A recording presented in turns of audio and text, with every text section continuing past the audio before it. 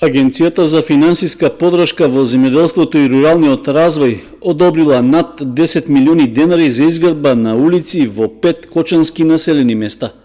Средствата се добиени во максимален износ по сите 3 мерки од програмата за финансиска подршка на руралниот развој.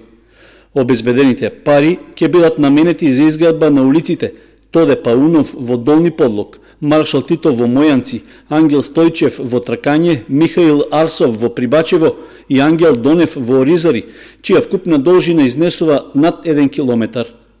Од одделението за локален економски развој на општина Кочани информираа дека Агенцијата за финансиска подршка во земјоделството и руралниот развој ја прифатила целосната сума што општината ја побарала преку мерката за обнова и развој на селата, односно подмерката инвестиции за изградба и реконструкции на улици во населени места во руралните средини. Се очекува наскоро да биде распишан јавниот повик за избор на изведувач на градежните работи, пошто ќе започне и реализацијата на проектите во 5 селски населби.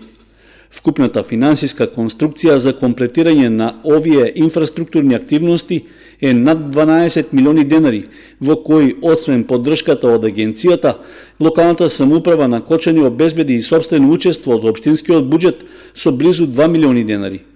Минатата година општина Кочани изгради 6 улици во сите селски населби во Рамничарскиот регион, при што за оваа намена беше потрошена сума од 2 милиони и 700 илјади денари од буџетот на општината.